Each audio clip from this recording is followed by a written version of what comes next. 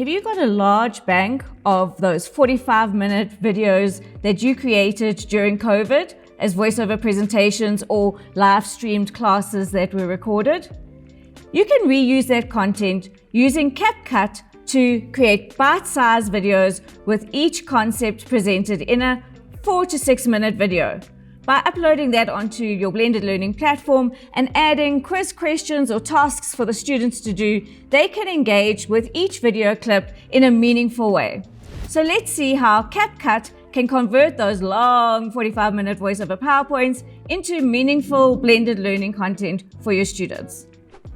To get your free download of CapCut, go to CapCut.com and click on the download button. You can also upload it as an app onto your mobile device. So I've already installed it and I'm going to open up a new project. I click on New Project and it gives me the option to import media, audio, text files. I'm going to import my long 45-minute video. Let me find it. It's this one. And I'm going to click open. So you can see it's put my project planning handbook. It does give you some tips on how to get going, but it's put the handbook in and I'm going to drag and drop it down to the editing bar. If you need to expand the timeline, you can do so quite easily by clicking on the maximize slide bar. And this allows you to pick at what point of the presentation you actually want to slice it into a meaningful piece. So there's little visuals in the line below, and you can use that to scroll along to where you want to be. So you move this time bar along, and if you want to play it, you can play. And I'm going to get to the end of this section of the slides. You can even see in this little line at the bottom where your audio is shifting. So I'm going to keep moving it and I'm going to go to where the introduction ends and my actual demonstration of the project planning handbook starts. So let me go back slightly just so that I can see exactly where I want to cut this video. And wherever this marker is, that's where in the video you are. So I'm going to click play just to check. Okay, so I can stop it over here. And you can see from the audio, my audio is finished.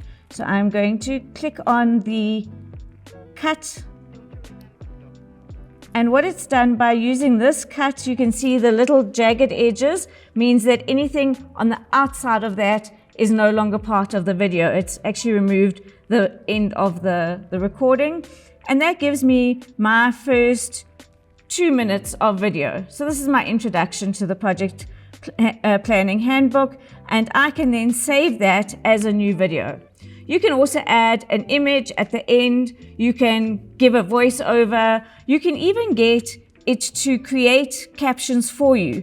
So I'm going to click on the text icon and you can see there's an auto caption tool. I'm going to ask it to auto caption in English so that you can even have auto captions created that run at the bottom of your video recording. And you can edit those captions by deciding exactly which content you want in the caption at what point. You can change the look and feel of the caption. So now you can see it has created my caption text. It comes up in a line just above. And you can then play from the beginning, bring your little line bar to the beginning. And as you play, you will then see how the captions appear at the bottom of your video.